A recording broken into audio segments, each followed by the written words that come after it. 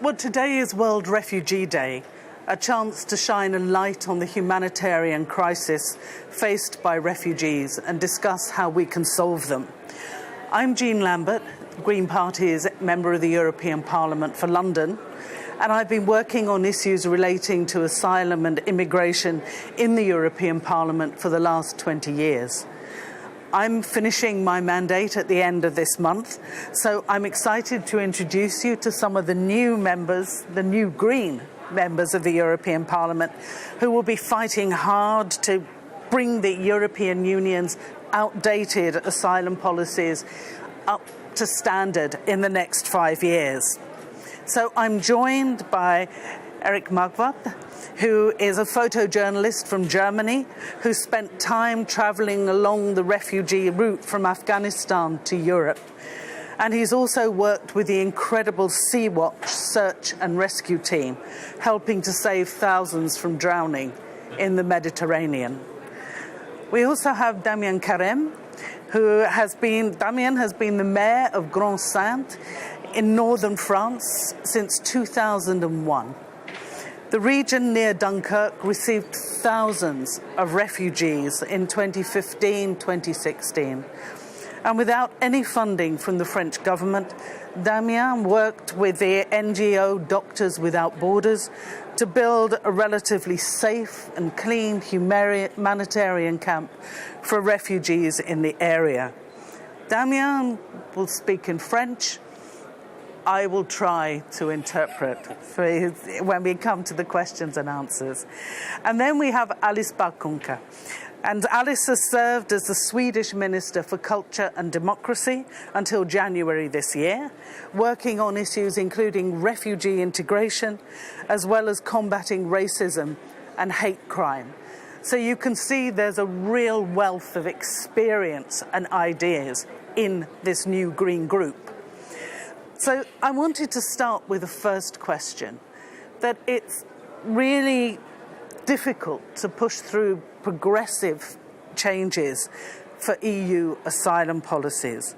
Why do you think this is the case, and how would you hope to resolve this? So let's start with Alice. Thank you, Jane, and thank you for inviting us to this discussion. It's such an honor. Well, I think the biggest problem that we are all facing is the lack of will. I mean, there are too few politicians in Europe, within the EU, that we are really willing to act in solidarity. And they are too many are too influenced by the right wing and the nationalistic politics. And that's really the big hinder against a solidaric and a politic that will help people. That's the big problem. Okay, Damien, vous êtes d'accord que c'est le manque d'une volonté politique? Oui, je pense que, et ça a été dit lors de la précédente mandature, notamment par Philippe Lambert, le président du groupe, quand il s'adressait aux membres de la majorité en leur disant qu'en fait, ils utilisaient la rhétorique de l'extrême droite, ils mettaient en œuvre les politiques de l'extrême droite, donc ils font le jeu de l'extrême droite. Voilà, c'est un manque de courage politique, un manque d'audace politique. Okay, so we agree that this is a lack of political will, and that when you take on the language of the far right, you basically are doing the work of the far right. And Erik, what would you want to maybe add to that? I think that it's also a question of the public opinion. I think we also have to work for a better public opinion, for a better understanding of the situation in which people have to flee, but also for the situation in the democracy, that it's not everything about a majority who have to decide about minorities or something. I think it's a situation where we have to explain as people who maybe are happy if they have like 10 minutes a week without politics, to people who are very happy when they have 10 minutes a week for politics. And I think that's also... Do you really think it's knowledge that are lacking? I think people know.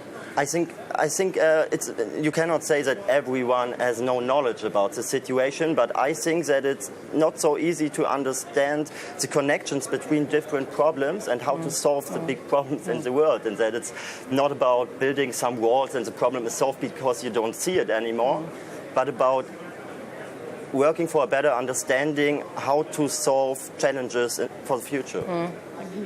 Okay, and when we're talking about public opinion, opinion publique, Damien, comme maire de Grande-Synthe,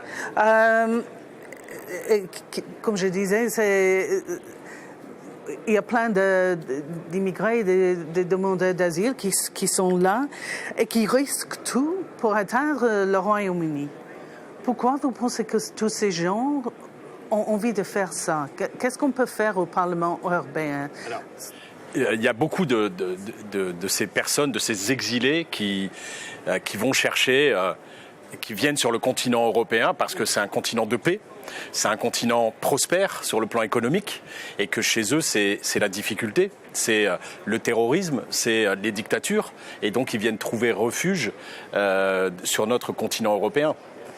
Ensuite, ils veulent aller pour certains en Angleterre pour des raisons familiales. Parce qu'il y a une diaspora importante en Angleterre, parce qu'il n'y a pas de contrôle d'identité, il n'y a pas de carte d'identité, parce qu'ils parlent le langage, parce qu'ils parlent la langue, et c'est leur choix de se rendre là. Il y en a beaucoup aussi qui veulent aller en Allemagne, qui veulent aller en Suède, parce que l'histoire des migrations fait qu'ils sont historiquement vers l'Allemagne et la Suède.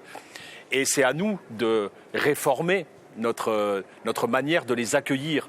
Je ne pense pas, en ce qui me concerne, qu'il y a un problème migratoire. Il y a un problème d'accueil de ces migrants sur notre territoire européen. Okay, so what we have is not a problem about migration, it's a problem of welcome. And that, of course, when we see people who are fleeing dictatorships, who are fleeing terrorism in their countries of origin, that these are people who are wanting to reach their families. And there's an important diaspora in the UK for many of these countries. We don't have identity cards in the UK yet. People speaking English. And that also, of course, a lot of people will want to go to Germany or Sweden for historical reasons. But our big problem is how we welcome people, how we treat people when they arrive. So, I mean, is that your... Yes, I mean, I thought it was very well put. That is where we have the problem. And I think it really adds to what you said earlier about knowledge about how everything is connected. I mean, I still meet people, even as a Green politician, you meet people who says that, I mean, we are against the human rights. We are against to helping people, and we are also against to investing in the climate. And then when you tell them that if you don't invest in climate change, then even more people will flee. Then say, oh, will them? And you see how they suddenly... So, I mean, maybe the welcoming is also connected to that lack of knowledge. If they know more, they would maybe want more to solve problems. But your experience, Erik, has been rather different. I mean, when we look, for example, at Italy and how just last week the Italian government passed a law making it a crime to rescue refugees from drowning in water and to fine people for doing that. And Italy isn't alone. Across Europe, we've got a number of EU member states trying to criminalise humanitarian aid.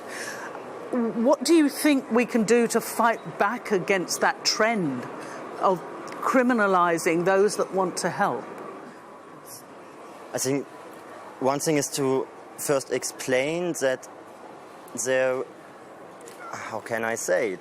It's like to explain that the far-right discussion is far away from reality. Mm-hmm. And if you, for example, in Italy, always talk about migration as a problem and do not talk about that actually the search and rescue missions are not about migration in the first place. They're about fundamental rights, and it's not the thing that a person who drones is a migrant or something, but a person who drones. Mm-hmm. And there is like no two answers to the question if you should rescue a person who is about to die at the moment. And I think to explain the situation at sea, to explain the reality that there is no easy, like, cutting off people fleeing from Libya or whatever, and you cannot just say, okay, if we have no sea rescue vessels, there will be no refugees or whatever. Like, I think the reality is a little bit more complex, and we have to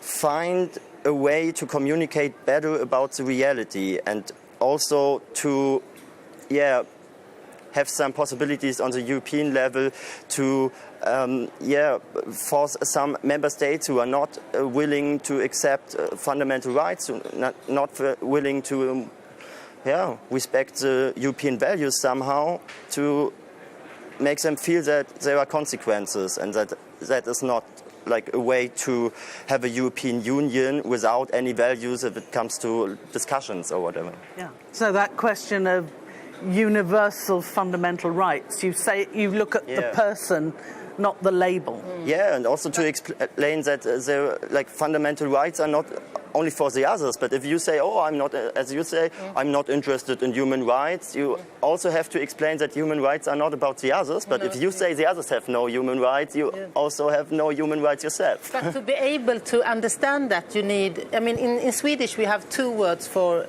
you have knowledge and then you have bildning.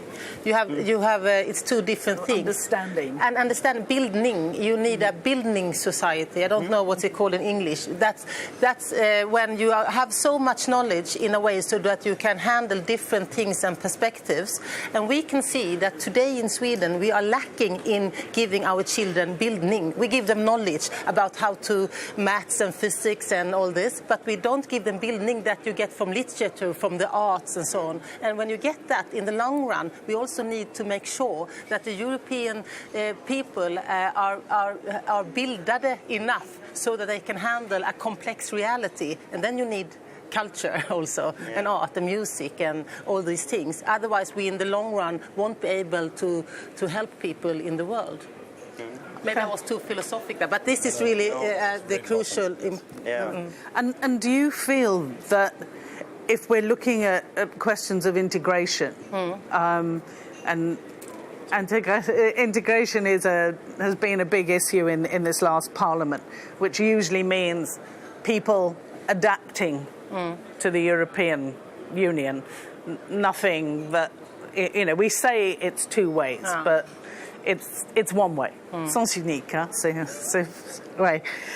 That sort of wider educational part matters. Yes, I think it's crucial in the long run. If we as Greens, we must be experts in thinking more than 5 years and 10 years. We must be thinking in 25 years and 50 and 100 years. We need bildning. What's the English word? I don't know what it is, but we need bildning.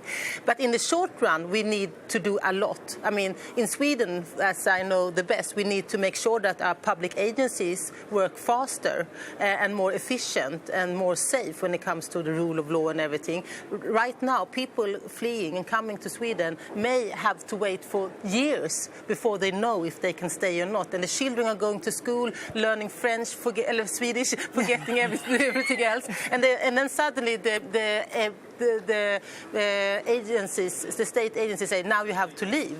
That's so inhuman, and it's awful, and we are trying to protest against that as Greens in Sweden. So that's one way, and I don't know that is not the case only in Sweden. In several countries, people are waiting too long to get the papers and to know that they really can stay. And then we must also make sure that people can connect together, because right now we have so many people around the world who are not with their children or not with their parents, and that's awful. Yeah. Et c'est bien le cas en France. Hein? Oui. Je crois que les gens doivent attendre. Très longtemps. Et malheureusement, ils n'ont pas accès à des cours de français suffisamment. Ils n'ont pas un soutien psychologique dont ils ont besoin parce qu'elles ont eu un parcours très difficile. Voilà, il y a beaucoup de problèmes dans l'accueil, dans ce qu'on met en œuvre pour accueillir correctement ces personnes. Okay, thank you. Merci. So again, in France, people need that access to language courses. They need, that sort of the psychological support. Also, questions of family reunion. That's something that certainly in the last Parliament we have really pushed for. So it seems to me that listening to Damien, to Erik, to Alice, we have some strong fighters in this Parliament for real enthusiasm and a commitment to making things work for Europe, and I really look forward to seeing what you can do in 5 years, and we would ask you to be sure to follow the Greens on social media and on Facebook to be updated on the work here, because we're looking at issues around how the public agencies respond, at family reunion, at fundamental rights, at a whole question of how we welcome people and see people as individuals who have rights in their own individual case, not as problems. So, also, please, during the Refugee Week as well, I'll put in an advert for my own Facebook and Twitter. We're looking at sort of 5 things that we could be doing to actually improve things. So once again, thank you all very much. Thank you. And the best of luck for the next 5 years. Thank you. Thank you.